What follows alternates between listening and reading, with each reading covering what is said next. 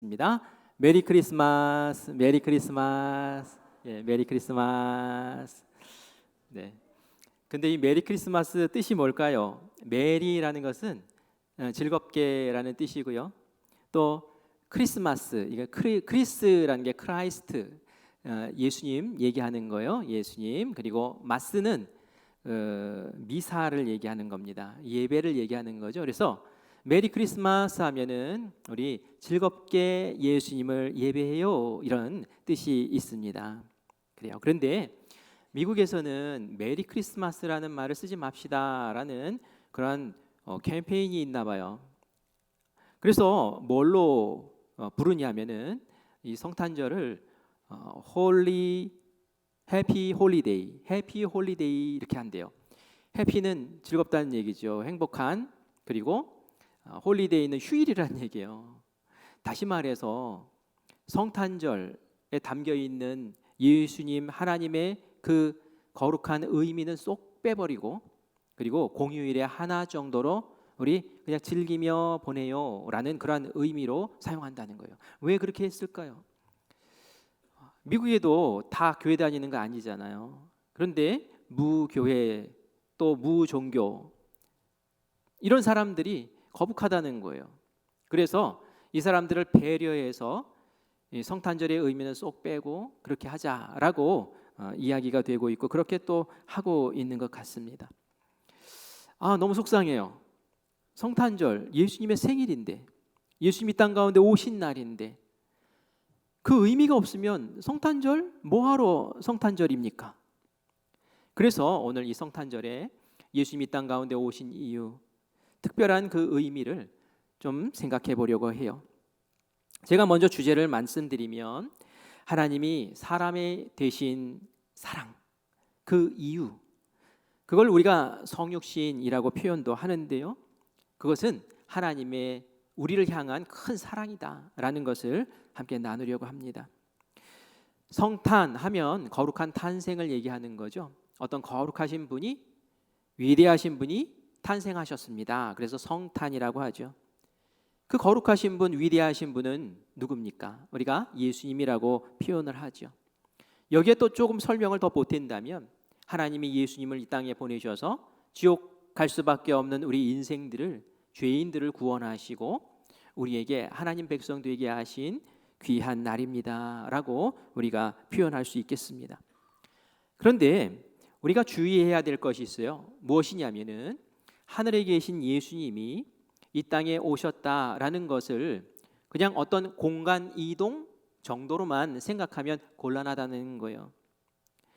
하늘에 계신 신이신 예수님이 이 땅 가운데 오실 때에 인간으로 변화되어서, 인간이 되어서 오셨다라는 것이 중요하다는 얘기예요.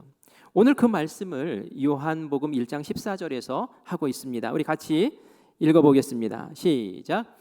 말씀이 육신이 되어 우리 가운데 거하심에, 아멘. 말씀이 무엇이 되었다고요? 육신이 되었대요. 근데 이거 그냥 읽으면은 이해가 잘 안 되죠. 말씀이 육신이 된다는 게 도대체 뭐야? 라고 머리에 물음표만 생길 거예요. 그런데 이 말씀이라는 것이 우리가 지금 쓰고 있는 말씀, 이런 표현과는 사실 다른 겁니다. 의미가 달라요. 우리는 어른이 하는 말을 말씀하신다라고 얘기하면서 높여 존중하지요. 그런데 이 당시에 썼던 말씀이라는 표현은 전혀 그런 말이 아닙니다. 그런 뜻이 아니에요. 헬라어에서 말씀할 때는 로고스라는 단어를 쓰는데요, 이 원래의 뜻은 철학적인 용어로서 천하 만물을 움직이는 어떤 위대한 힘, 어떤 원리, 이걸 로고스, 말씀이라고 그렇게 표현을 했어요.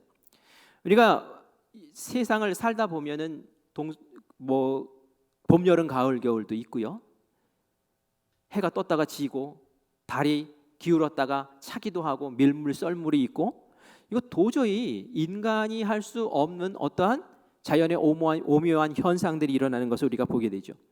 그리고 이것이 굉장히 질서정연하게 일어난단 말이에요. 그 배후에 이것을 이렇게 되게 하는 어떤 힘과 원리가 있단 말이죠. 그걸 바로 로고스다라고 그 당시 사람들이 표현을 했어요. 그리고 사도 요한은 이 말씀을 기록할 때에 이런 힘, 이러한 능력, 이런 신적인 어떤 존재가 바로 다름이 아닌 하나님이야. 그분이 바로 예수님이야 라고 우리에게 표현한 거예요. 그리고 그 하나님이, 그 예수님이 인간의 몸을 입고 이 땅 가운데 오셨다라고 지금 우리에게 설명해 주고 있다라는 말이에요. 천지를 창조하시고 천지를 운영하시고 천지를 지배하시고 천지를 질서 있게 이끌어 나가시는 그 광대하신 하나님이 우리 인간, 우주 가운데 지구가 얼마나 작습니까? 지구 속에 사람은 또 얼마나 작습니까? 마치 점과 같은 존재로 그 광대하신 분이 점이 되셨다는 얘기예요. 그러니 이것이 얼마나 놀랍고 얼마나 기가 막힌 일입니까?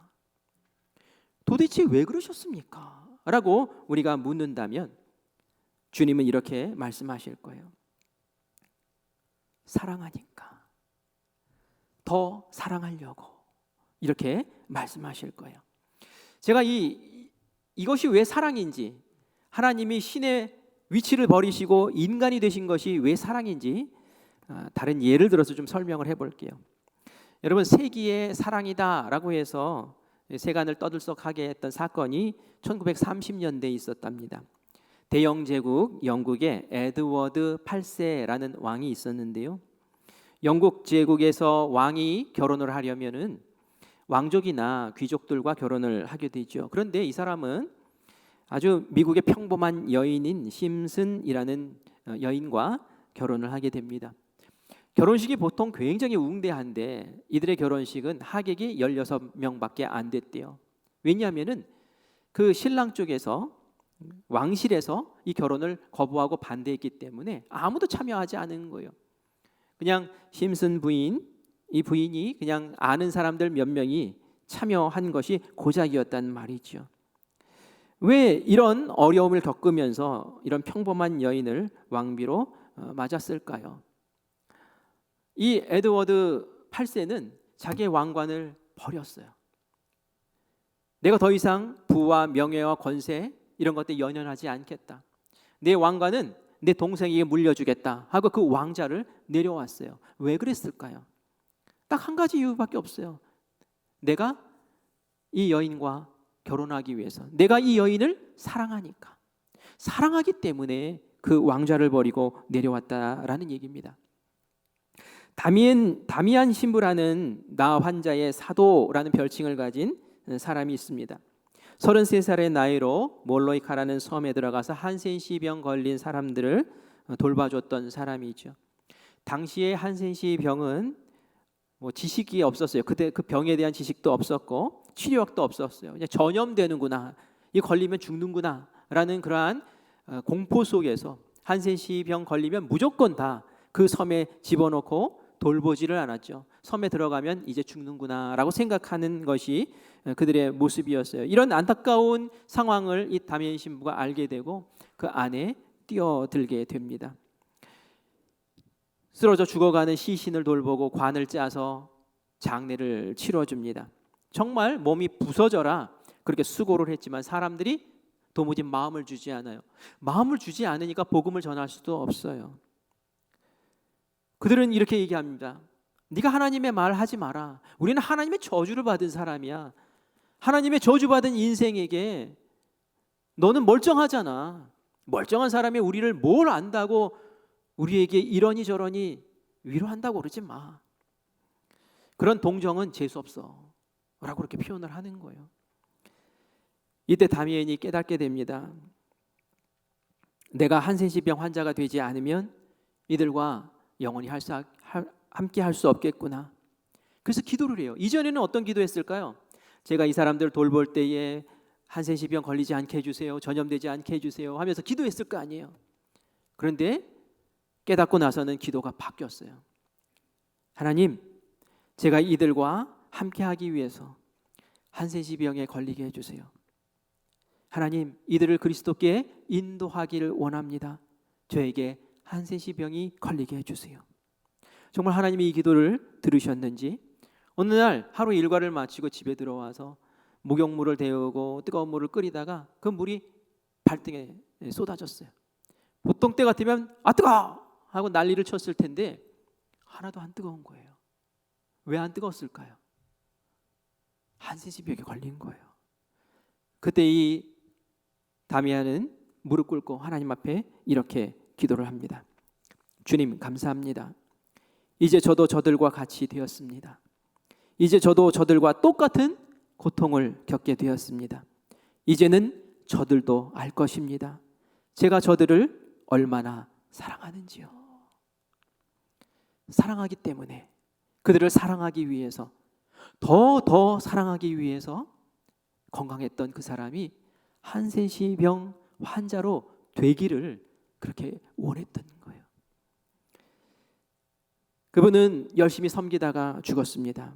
몰로이카 섬, 그 섬에 다미안이라는 그 신부의 이름을 따서 길이 생겼고요. 거기에 기념비가 하나 세워졌는데 기념비에 이런 문구가 새겨졌답니다.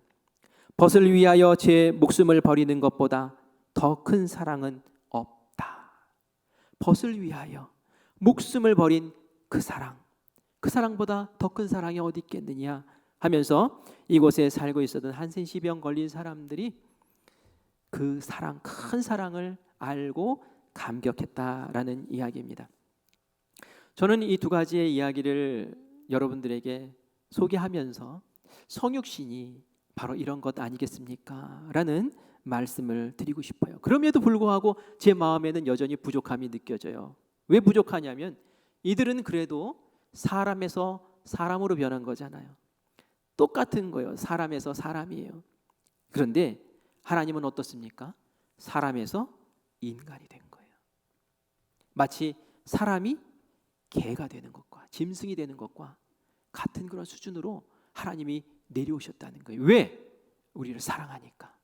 우리를 더 사랑하려고, 우리를 영원히 사랑하려고 그렇게 하나님께서 내려오신 줄 믿습니다. 하나님은 전능하심을 가진 분이에요. 하나님은 무소부지하심을 가진 분이에요. 그런데 하나님이 그 전능하심을 포기했어요. 아기로 내려오셨어요.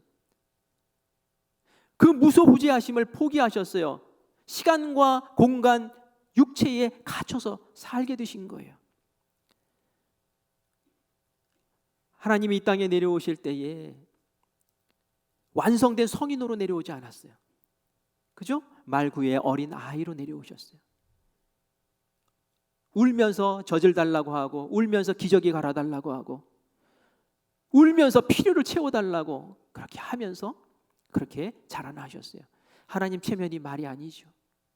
하지만 하나님은 그런 모습으로 우리의 생사화복, 희노애락을 다 느끼고 누리시면서 우리 인간을 이해하고 우리 사람 곁에서 내가 너희를 사랑한다라는 것을 끊임없이 보여주시기 위해서 몸부림치신 분이신 줄 믿습니다. 그래서 사도 요한, 예수님의 제자가 예수님이 이 땅 가운데 오신 이유는 바로 이것 때문이야 라고 아주 간명하게 이야기를 하고 있는데 바로 그것이 요한복음 3장 16절 말씀이에요. 우리가 너무 잘 아는 말씀이죠. 우리 같이 읽어보겠습니다. 시작. 하나님이 세상을 이처럼 사랑하사 독생자를 주셨으니 이는 그를 믿는 자마다 멸망하지 않고 영생을 얻게 하려 하심이라. 아멘. 예수님 이 땅 가운데 오신 이유, 하나님이 이 세상에 독생자 외아들을 보내주신 이유는 딱 한 가지다. 뭡니까? 사랑하사. 사랑하기 때문에, 그것 때문에, 너무너무 사랑하기 때문에 내가 이렇게 내 아들을 보내준다라고 말씀하고 계시는 줄 믿습니다. 그래서 우리가 성탄절에 이런저런 것들 생각할 수 있겠지만 이 한 가지를 꼭 기억하셔야 돼요. 아기 예수님이 오신 것은 하나님이 그 높은 보좌를 버리시고 그 전능하심을 버리시고 우리를 사랑하기 위해서 이 땅 가운데 성육신하신 그 크신 사랑의 표현이고 우리에게 보여주신 하나님의 증거구나, 사랑의 증거구나라는 것을 반드시 기억하고 이 성탄절을 보내셔야 될 줄 믿습니다. 사랑을 받는다는 것 참 중요해요. 그렇죠? 어린 아이가 1살 1년을 보내면서 부모에게 얼마나 많은 사랑을 받습니까? 그런데 그 사랑받는 것이 굉장히 중요하대요. 왜냐하면은 응애 하고 울었을 때에 뭐가 부족하니 하고 채워주는 그 채워짐의 손길을 누리면서 나를 돌봐주는 손이 있구나. 이 세상 살만하네 하면서 사람에 대한, 세상에 대한 신뢰감이 생긴대요. 그리고 그 사랑을 먹고 나도 사랑할 수 있는 사람으로 그렇게 자라난다는 거예요. 긍정적인 마음, 긍정적인 태도를 갖고 자라날 수 있다는 거예요. 근데 반대로 응애 울었는데 오지를 않아요. 응애 울었는데 아무도 자기를 돌봐주지 않아요. 그러면 마음에 불안이 찾아오고 그것이 불신이 되고, 그리고 이 세상 뭐 이래, 부정적인 생각, 삐딱한 마음들이 생기고 공격적인 태도가 생기고 정말 근심하고 안타까운 그런 사람으로 자라게 된다라는 이야기를 제가 들었습니다. 사랑이라는 것이 그렇게 중요한 거예요. 그런데 하나님이 우리를 그렇게 사랑하셨다는 거예요. 어린 아이만 그 사랑이 필요한 것 아니죠. 우리도 같이 신앙생활하면서 사회생활하면서 그 사랑이 얼마나 소중한지 알잖아요. 사랑받으면 힘이 나고, 사랑받으면 낙심했다가도 일어서고, 사랑받으면 우리에게 변화가 생기는 것을 우리가 경험하지 않습니까? 그것 때문에 오신 거죠. 우리가 사도 요한이라고 얘기할 때에 사도 요한 하면 별칭이 있는데 그 별칭이 사랑의 사도라는 거예요. 여러분, 사도 요한이 처음부터 사랑의 사도였을까요? 그렇지 않아요. 성경에 보면은 사도 요한이 전혀 그렇지 않았다는 것을 우리에게 알려줍니다. 마가복음 3장 17절 말씀 우리 같이 읽어보겠습니다. 시작. 또 세베대의 아들 야고보와 야고보의 형제 요한이 이 둘에게는 보아너게 곧 우리의 아들이란 이름을 더하셨으며 라고 표현되고 있어요.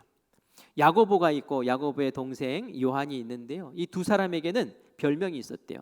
어떤 별명이었습니까? 보아너게. 이 보아너게 뜻이 뭐래요?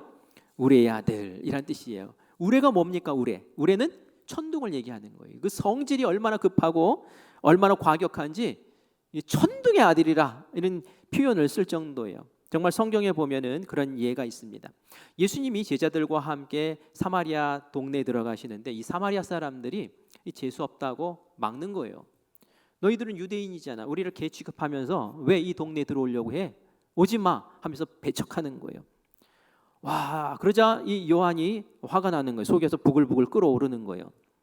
다른 마을에 갔을 때는 환영해서 말씀도 듣고 기적도 경험하고 그러면서 막 축제가 벌어졌는데 이것들 봐라, 우리를 배척해? 감히 이런 불쾌한 일이 일어날 수 있는 거야? 그래서 예수님에게 이야기하죠. 예수님, 주여, 우리가 불을 명하여 하늘에서 내려 저들을 멸하라 하시기를 원하십니까? 이게 도대체 뭐예요? 예수님, 불벼락을 내리셔서 확 다 태워 죽여버리죠. 뭐 이랬던 거예요. 자기들 배척한다고 말이죠. 속에서 열불이 터져가지고 이렇게 말했던 사람이 바로 요한이었단 말이에요. 근데 이 요한이 어떤 사람이 됐다고요? 사도가 된 거예요. 사랑의 사도가 된 거예요. 다른 사도도 아니고 사랑의 사도예요. 왜 사랑의 사도라고 했을까요? 그가 그렇게 변했기 때문에. 정말 사랑을 전하고 사랑 속에서 변화되고 그래서 사랑을 행하는 사람으로 변했기 때문에. 이게 사랑의 힘이라는 것이 그런 것이 있다는 얘기예요. 요한은 얼마나 사랑의 힘이 큰지 사람들에게 알려줬어요. 그런데 특별히 요한복음 21장에 보면 베드로가 예수님 만난 사건 나오죠. 베드로가 실패했죠. 예수님 배신했죠. 그래서 낙심해가지고 이제는 사도고 뭐고 없다. 난 제자도 아니야. 내가 무슨 예수님을 봐 하면서 예전의 직업으로 돌아가서 고기를 잡고 있었어요. 예수님이 찾아왔어요. 그리고 이 사람을 다시 한번 소성시켜줍니다. 다시 한번 회복시켜줘요. 그런데 무엇으로 소성시켜줬습니까? 베드로야, 너 제자잖아. 제자가 지금 이러고 있으면 안 되잖아. 베드로야, 넌 책임이 있잖아. 어떻게 너 지금 고기 잡고 있는 게 이게 뭐냐 하면서 책임을 강조하고 역할을 강조하고 의무를 강조했을까요? 그렇지 않았어요. 예수님은 이 베드로를 회복시키시기 위해서 딱 한 가지 사랑을 얘기했어요. 내가 너를 사랑한다라는 얘기.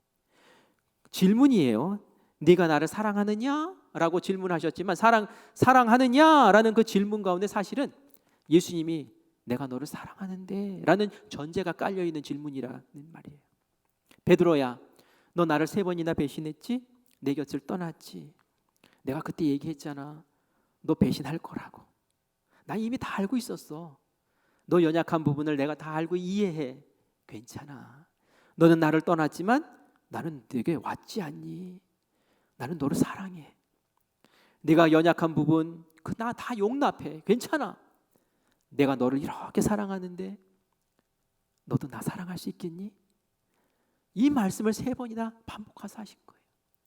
베드로의 마음에 사랑이 쌓이고 사랑이 쌓이고 사랑이 쌓이니까 어떡합니까? 베드로가 예 주님, 제가 예수님 사랑합니다. 그리고 그 고기 잡던 자리를 떨쳐 일어서서 순교하는 그 자리까지 예수님 사랑하는 모습으로 살아간 줄 믿습니다. 사랑의 힘이라는 게 그렇게 강력한 거예요. 사람 변화시켜버리는 거예요. 사랑의 능력으로. 요한은 이 사랑을 안 거예요. 왜요? 이전에는 잘 몰랐어요. 하나님의 말씀 듣고 하나님의 기적을 경험하면서 하나님을 대충은 알고 있었는데 하나님의 사랑 잘 몰랐어요. 그런데 예수님이 이 땅 가운데 오셔서 하시는 모습을 보니까 이 사랑이 이제 보이는 거예요. 하나님의 말씀도 그대로 있고 기적도 있었지만 예수님이 이 땅 가운데 오셔서 보여주시는 그 모습이 진짜 사랑이더란 말이에요. 가난한 자들, 못 먹는 자들 찾아가셔서 먹이시고 입히시고 돌보시고, 병 걸린 자들 찾아가시면서 치유해 주시고, 귀신 들린 사람들 귀신 쫓아내어 주시고 온전케 하여 주시고, 죄인과 세리를 만나 주시고, 정말 무너진 곳에, 정말 주저앉은 곳에, 정말 사랑받지 못하는 그곳에 예수님께서 발로 찾아가셔서, 심지어는 사마리아 여인, 남편을 여러 차례 바꿔치기 한 그 여인까지 찾아가셔서 복음 전하시고 한 영혼 살리기 위해서 몸부림치시는 그 예수님의 모습을 보면서 와, 저 사랑이 나를 향한 사랑이구나, 저 사랑이 우리를 향한 사랑이구나, 이 요한이 알 수밖에 없는 거였죠. 하나님은 그래서 우리를 사랑하셨고요, 우리가 하나님의 사랑의 사도들이 돼서 이 땅 가운데 그렇게 사랑 베푸는 놀라운 사도들로 세움받기를 원하시는 줄 믿습니다. 그래서 오늘 이 성탄절에 주여 감사합니다. 하나님이 그렇게 큰 사랑으로 나를 사랑하셨다는 것을 내가 깜빡깜빡 잊고 살았는데, 주님께서 주신 그 사랑으로 내가 낙심 가운데서 일어서겠습니다. 베드로처럼 일어서겠습니다. 하나님, 저를 붙잡아 다시 한번 세워주십시오 라고 기도하며 주님 앞에 강건함을 회복하시기를 간절히 축원합니다. 더불어 하나님, 저희가 주신 사랑, 받은 사랑이 있으니 그 사랑에 감격하여 저도 사랑의 사도 되어서 이 땅 가운데 주님의 사랑이 필요한 그곳에 내가 2팔 벌리고 다가설 수 있는 사랑의 사도가 되게 하여 주시옵소서 라고 기도하며 나아가서는 작은 예수님들이 되시기를 간절히 축원합니다. 아멘. 우리 찬양하면서 우리 성찬 준비 같이 하도록 하겠습니다. 그 사랑 얼마나라는 찬양인데요, 나 표현 못해도 다 표현 못해도 나 표현하리라, 다 고백 못해도 나 고백하리라, 그 사랑 닮아가길 원합니다 라는 고백 드리며 성찬 준비하겠습니다.